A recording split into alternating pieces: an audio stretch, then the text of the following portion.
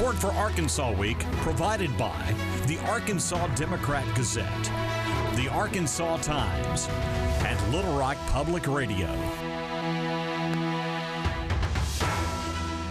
And hello again, everyone, and thanks very much for being with us. We are on the verge of a legislative session to set the state's budget for the approaching fiscal year. And in case you've not noticed, it is also an election year.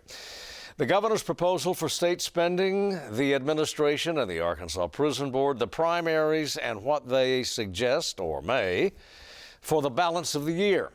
With a look at all that and more, Arkansas Advocate's Antionette Grajeda, from Little Rock Public Radio, Josie, Lenora, and Independent Journalist Steve Brawner. Thanks to everybody for coming in. Steve, we've got the governor's spending agenda. What she seems most proud of is that it's as small as it is. Less than a 2% increase. In fact, it's 1.76% over the previous budget. That's still an increase, but under inflation. So, you know, she's proposed a $6.31 billion budget for the fiscal session. Right. Now, these started in 2009 after voters approved them, so we have these every 2 years in between the regular session. It's supposed to be just on budgetary matters, but they can vote on other things if they decide to do it with a two-thirds majority. But yeah, she's proposed $6.31 billion. That's an increase of $109.3 million. And with a budget surplus projected of $376.6 million. Now that's more than the last one, but less than we had these gargantuan surpluses right. A few years ago. In fact, we had $1.628 billion in 2022, which was just obscene, absurd, never even contemplated before. So they've, between tax cuts and increased spending and the COVID dollars are not quite flowing into the state like they used to, but the surplus is shrinking. So there's no plans for a tax cut this session. The governor has steadily decreased sessions. She says she wants to get rid of the income tax entirely, but no plans for this one. They're going to kind of wait and see what the numbers look like after the fiscal year ends June 30th. Then probably have a special session after that where taxes will probably be cut. Yeah. Do we see anybody see a trend line anyway, Steve, on state revenues? Given those tax cuts. The surpluses are not as big as they used to be, but this one's bigger than the last one. Right. So, but it's projected. I mean, we don't know what the future holds, but that's where we are. So the trend line is way less than those humongous ones of a few years ago, but still healthy enough that we can still probably cut taxes, assuming that we can keep paying for the things that we've added, like $50,000 a year teacher salaries and other things that will continually pop up. Okay. So you mentioned the teacher salaries. The biggest increase to this budget next year is for education. A lot of it is for the priorities, the provisions in the LEARNS Act. You mentioned the teacher salaries. The amount that they are increasing this by is roughly $100 million. The majority of that, about $64 million, is for the voucher program, the Educational Freedom Account program, being phased in over 3 years. It's going to provide state funding about $6,700 right now for students for eligible education expenses, mostly private school tuition right now. The second year of the program will expand to include more kids. It was capped at 1.5% of the enrollment. This year it's going to be 3% and expand to like D schools that weren't included the first year, children of military veterans and first responders, things like that. So it makes sense that you would need more money, I guess, you know, because you're in theory going to have more kids that would take advantage of this potentially, right? So that's about the $64 million of that $100 million. Yeah. And then the other $35 million is for other things, the large piece being the teacher salary, which is of course being raised from $36,000 to $50,000 as the minimum, and the state has said we will help schools by paying the difference, and so this is kind of where that funding has come from to support that. Is it fair to say that LEARNS, if it's not tweaked or adjusted, it's only fair to assume that it's going to continue to demand additional funding? There have been discussions and questions about what the funding is going to look like as we continue to go forward. I believe last year when this was being discussed, some lawmakers who are more familiar with budgetary things were saying that eventually it'll be like worked into the budget anyways. It could be worked into places like the matrix, which is used to calculate per student funding and things Right. like that, because that's something they're looking at right now. They're going through the adequacy process of determining, how much they're going to allot for that, and so that's something that could be worked in. Yeah, and the voucher program is still very much alive and expanding. It is expanding. I spoke to the Department of Education yesterday, and they said applications will start April 1st. And of course, expanding to more students there. And again, it's opt-in, so there's, even though there's that 3% cap, there's no guarantee that all of those students are going to apply, of course. What I'll be really interested to see is if more private schools decide to opt in this year. Last year, there was almost 100, I believe, that participated in the initial year. And some of the folks I talked to, they were about why they didn't participate the first year. They're like, well, we kind of want to wait and see how this plays out, and what this looks like. And then other schools, there were a handful that I had talked to over the summer who had applied and then didn't end up participating because they didn't qualify. One of the reasons being they hadn't been in operation for a whole year yet, which is one of the qualifications to participate in the program. So I'm really curious to see if there's an uptick in private schools that buy in, or if it stays equal, what that looks like. If the bulk of it thus far has been concentrated in urban Arkansas, whether it's the northwest corner or central Arkansas, it's going to be tough for some rural districts or rural areas to take advantage of vouchers. The student base isn't there, or what? There are challenges. A number of the rural areas, we've kind of done some researching last year, looking kind of at a map to see what this looks like, and some of them there just aren't private schools in that area, so it's not nearby. It doesn't mean you can't take advantage. They could go to the nearest town or wherever is the nearest private school, but the issue there is private schools are not required to provide transportation. So in these rural areas, which are generally lower socioeconomic conditions, mom and dad might be working 2 or 3 jobs and they don't have time to take you, or they don't have the gas money to take you, that type of thing. There is in the LEARNS Act some money for creative transportation, things like that, but I haven't heard too much about how that's playing out or how that funding will be used to support things like that. Yeah, and the accountability argument is still alive, at least in some quarters. Steve, Josie of the General Assembly. Yeah, we don't exactly know what those accountability parameters are going to look like. The governor keeps promising them, and she's pretty adamant that they're going to hold private schools to the same accountability standards as public schools. And we also don't know how homeschooling is going to factor in yet. But right now, the rules would say that by 2025, these education freedom accounts are going to be open to everyone. Yeah. Okay, moving on. We need to update our assessment or our coverage anyway of the, shall we say, tension between the administration, the Sarah Huckabee Sanders administration, the governor's office, and the Arkansas Board of Correction prison system. Josie. So let's recap. Joe Porfiry, who was on the board, he decided to add a bunch of prison beds at the governor's behest, but not at the behest of the Board of Corrections. They didn't want him to add the prison beds. They said they didn't have the room or the staff or the capacity. So it triggered this massive lawsuit after they tried to get rid of Joe Porfiry. They went to a hearing and they hired an outside counsel for $200,000. That was the number on the contract. The problem is they didn't go through, and they admitted this in a legislative hearing, they didn't go through the state procurement process. You can't just hire your own outside counsel. You actually have to ask the governor for approval, which is ironic because they're literally in a lawsuit with the governor. So they hired this independence. Yes. So they literally hired this outside counsel for $200,000, and then now they're admitting that this Benny Magnus admitted that this was not proper and not the correct way to do it. He's still going to have this contract until the end of the year, and he's still going to work for them. And they really like this lawyer.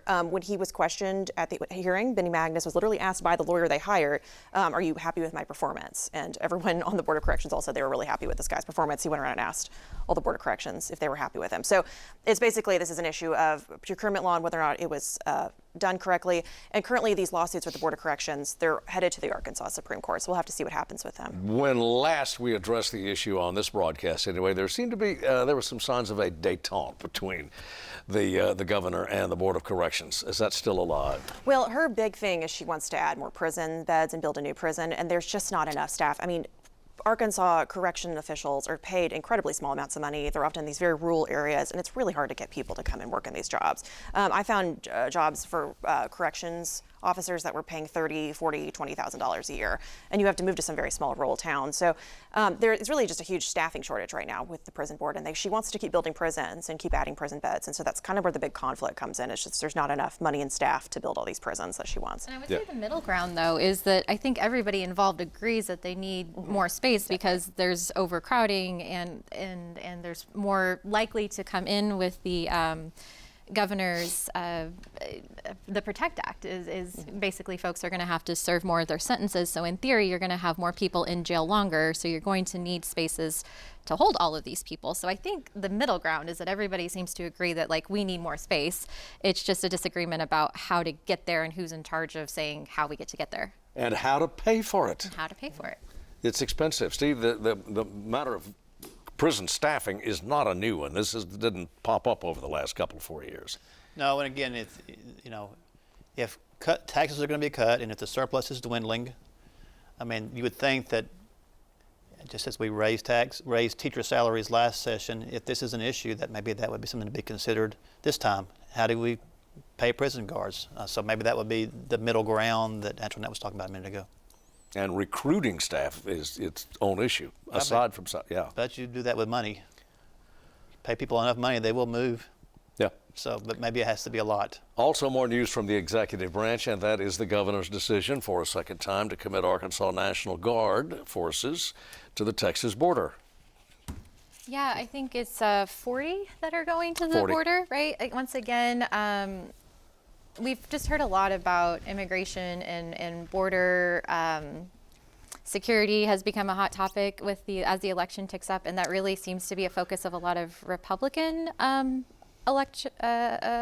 folks running for office, both at the federal level and at the state level. So I wasn't super surprised to see that happen, but that does seem to be kind of a story thread that we'll probably continue to see throughout this election season. And she made Josie, a rather well-documented trip to the Texas border some weeks ago, a couple of months ago. Yeah, anyway. she joined, I think, 13 other governors at the border to talk about border security. We don't exactly know what these National Guards troops are going to be doing. She says they're going to be combating human trafficking and drug trafficking. But right now we just know they're being sent to the border, which is something that's really important to Republicans right now, is border security. It's a gift to the situation at the border is, let's face it is a gift to GOP governors or to Republican members of Congress for that matter. Well, it's definitely a hot button issue. I think it was the same day that she made this announcement that the Supreme Court, just after she made the announcement, or maybe they made it right before. I think she made her announcement, then the Supreme Court made its announcement that it was allowing a Texas law to go into effect that would allow Texas police officers to arrest suspected undocumented folks that were crossing into the country. But then that has now since been by appeals court turned back, and now it's being blocked again. So there's a lot of back and forth with the courts about what can and can't be done. So again, it'll be something that will continue to be a discussion over the next couple of months. Speaking of the political climate, we are through the primaries now. We've got a lot more politicking to go, including this unusual, to put it mildly, case, a race for the Arkansas Supreme Court, Chief Justice of the Supreme Court. Yes. There's going to be a runoff in the Supreme Court for the Chief Justice position, and historic, because whoever wins, it'll be the first woman elected to the position. You have Karen Baker, thank you, and Rhonda Wood, who are already on the court. I will note that there has been a woman in that position before. She was appointed by Governor Mike Huckabee in 2003. Betty Dickey, thank you. Yeah. Losing names this morning. But it will be the first woman elected to the position, and it is because Chief Justice Dan Kemp is retiring. And so the seat is open. These two justices are going for that seat. So whoever wins will be vacating the current seat that they have, and that will leave a vacancy for Sarah Huckabee Sanders to fill. Yeah. In fact, she'll be appointing 2 justices because of the results of the elections. By the way, this will be the first elected female Supreme Court justice, but Arkansas actually has had a majority female Supreme Court, one of several states that has that. Mm-hmm. But so it's not completely unusual, but this will be the first time that we had an elected female justice. Well, Josie, I'm sorry. Justice. Mm-hmm. Yeah. Well, it's interesting because they're both working mothers, but so they actually have a lot in common, but they are sort of opposites in the way that Karen Baker's been doing this for a little bit longer. She's been in law for a lot longer. Rhonda Wood's a little bit younger. She's a little bit more social media savvy, and she's a little bit more honest about the fact that she has like religious and kind of conservative ties. What's interesting is because they're both Supreme Court justices, they can't tell us exactly what they believe or their policy positions. So in talking to voters, I've noticed like a sense of a little bit mild confusion and kind of not knowing exactly what each candidate believes. I mean, their opinions are all online, but they're kind of difficult to decipher. Well, and they are free, or at least they have felt free so far, in recent years anyway, to make clear their ideological leanings.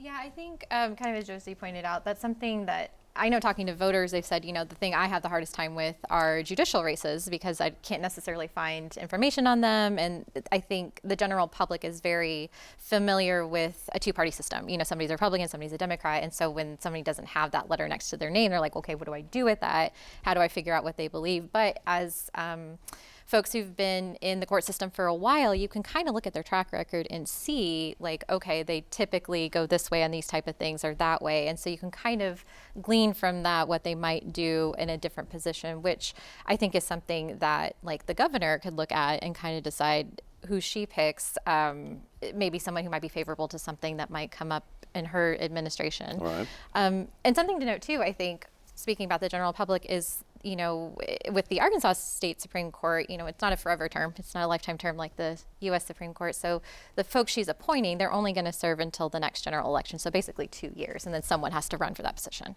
That could be a very eventful period. Oh, it could be. Could be. Jurisprudence, anyway. Yeah, Steve? She was talking about, Antionette was talking about the voter confusion, the challenges of trying to figure out what to do. That was reflected in the results. Mm-hmm. It was, I don't have the exact numbers, but it was like 28, 25, 24, 21. Yeah. Very, very, very close, all the way through from first to fourth, which indicates to me, my theory would be that a lot of people were guessing, and that's how that worked out. What's the last name I remember? Yeah. Right, and interestingly enough, the one who finished first campaigned the least. Justice Baker did not campaign particularly hard, didn't raise much money or any money. I couldn't even find a website for her. But they are different in their stances. I asked them both, what is your, which justice do you most align with at the U.S. Supreme Court level? Baker said Roberts. Said she did not want to say because that would indicate where she would be, did not want to prejudice herself. So that's why she didn't answer that. But that would kind of, supposedly, Baker is more of the John Roberts centrist type, and Wood is considered to be the more conservative type of justice. And Wood does go to Republican Party events, and she is a member of the Federalist Society, so you can get kind of understanding of it from that. Baker will often use the word conservative to describe herself, but she says what she means by that is she's legally conservative, so she doesn't want to change the law. So I guess that's sort of the same thing, but she says she's conservative in like a legal sense. Yeah, a constructionist. Yeah. Okay.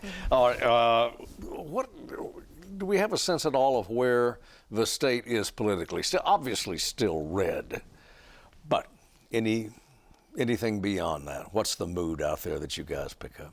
Well, Steve? Democrats they recently released a poll, part of the poll. They didn't release every part of the poll, but they had a poll where it was 60-34 Republican. They were not surprised by that. Yeah. But they say that they have some battleground districts where they think they have a shot, 17, where they think that they would have a shot of doing something. It has been it's been a steady slide since 2008. That was the last time Democrats really were competitive in elections, or at least that's when it began. After 2008, the 2010 elections really when it began. And after that, it's been, Democrats are down to about 17 seats in the House and 6 in the Senate. And of course, no constitutional officers or congressional races. So that is unlikely to change much. But you have to think that perhaps that the Democrats have reached the bottom. Republicans have reached they can't get much more. Yeah, they can't get much more. So Democrats are hopeful that this is the election that they can maybe turn the tide a little bit. They want to get a supermajority. That would seem to be, they want to break the Republican supermajority. That allows Republicans to do whatever they want without having to consult Republicans with Democrats. But that seems unlikely this election. But at least we might be nearing the end of the true just Republicans winning everything.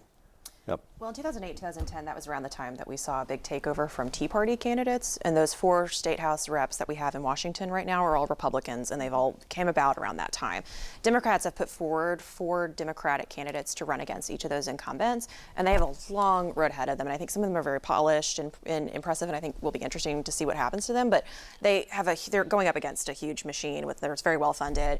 And we just have not really seen any kind of successful challenges in the past to any of these. Democrats said one of the things that they're really proud proud of is having those more races contested. I think they said this is the most contested since like 2012, which was when the Republicans took over the legislature, for the first time since construction that they were in charge of all of that. And I think with the supermajority that we've been dealing with at the legislature with Republicans, we sometimes forget that like for a very long time it was Democrats that were in charge here. And there was a press conference that the Democratic Party of Arkansas held that Josie and I went to, and one of the things they were talking about was kind of getting complacent, right? You've been in charge for so long, and you don't necessarily do the work that you need to do to get voters to the polls, and they said they are committed this time to doing that work, knocking on doors, sending out mailers, talking to people, and really saying why you should vote Democrat. Yeah, the index cards get a little dusty if you don't update them every now and then. Go ahead. One of the races I'm most interested in watching, and the one that the Democratic Party is really focused on, is in West Memphis. There was Deborah and Ken Ferguson. They're not related, but they were Democrats, and they're both leaving their positions. And so right now we have a runoff, Democratic runoff for those positions, and Democrats really want to hold on to those 2 seats just because they have so few seats in the legislature that being able to hold on to any seat is really important. So I'm keeping my eye on that one specifically. And still hanging in all this is right next door to us, our friends in Pope County. Can't figure out whether they want a casino or not. Maybe one day we'll know.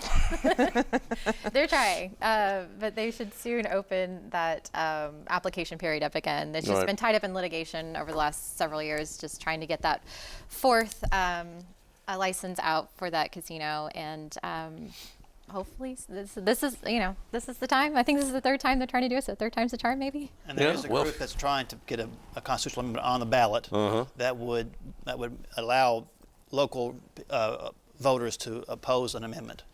And it's raised $250,000, all from the Choctaw Nation, which ironically enough, coincidentally, operates a bunch of casinos nearby in Oklahoma. So that will be something to watch. They have enough money to actually get the signatures, and so we'll see if that gets on the ballot. Yeah.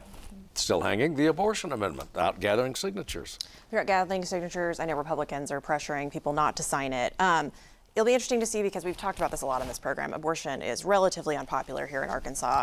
And it's also just really hard to get people to sign petitions because they're not paying these volunteers to go out and sign petitions. So you have to take time off of work and drive around and get people to sign this ballot amendment that's not really necessarily that popular. I think they need 90,000 signatures from 50 50 different counties. So that's a lot. Yeah, and it's worth mentioning too that a signature gathered is not necessarily a signature that's upheld when under review. And the group that's trying to pass the amendment did their campaign reporting, did not raise much money, and has said that they did not get any money from national groups so far, which would indicate to me that the national groups are going to pour their money where they think they can win, and Arkansas may not be a state where they can win. Right. Well, in Arkansans for Limited Government, the group behind this particular one, I spoke to them this week about a new opposition group to them, Stronger Arkansas, formed last week. And in speaking to them, they're like, we're not surprised. It's abortion. We knew there'd be several folks opposed to it, and there's about a half dozen other groups, ballot question committees that have already formed. But the interesting thing about Stronger Arkansas is that it's led by Chris Caldwell, who is a political consultant and also the governor's very close to the governor. Yeah, her campaign manager from her gubernatorial race, and then he's already going to be the re-election campaign manager. And then the other folks on the committee are also folks with really close ties to her.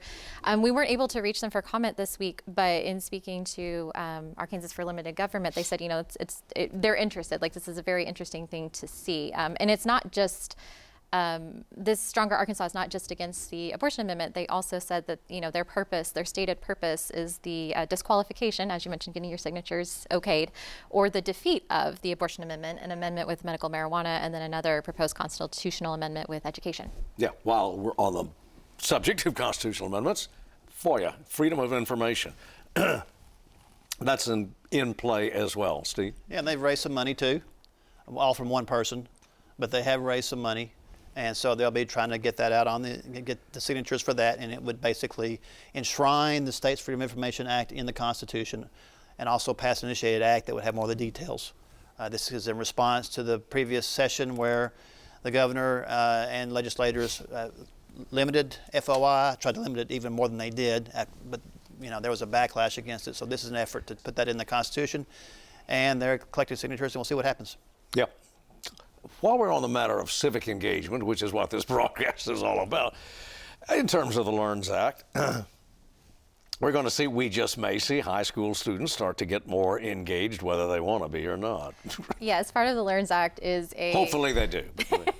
Well, the requirement, regardless of how they feel, is that students are going to have to complete 75 hours of community service to graduate. The State Board of Education recently approved some draft rules that will be going out for public comment, and then there's still a process to get this all the way through to final. But that's kind of the first time folks have gotten to see that. There have been a lot of questions about what this will look like in practice, and for many of them, it's what they've said is they're going to have a lot of flexibility for the local school districts to decide, you know, what you count as community service, how you track that, how you issue your exceptions, because exceptions are available in certain circumstances and things like that. It's a story worth following, and we intend to continue to do that. Thanks very much to everybody for coming in.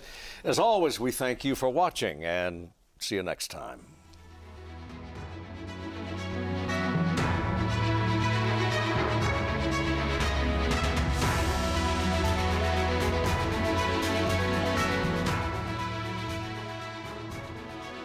Support for Arkansas Week provided by the Arkansas Democrat Gazette, the Arkansas Times, and Little Rock Public Radio.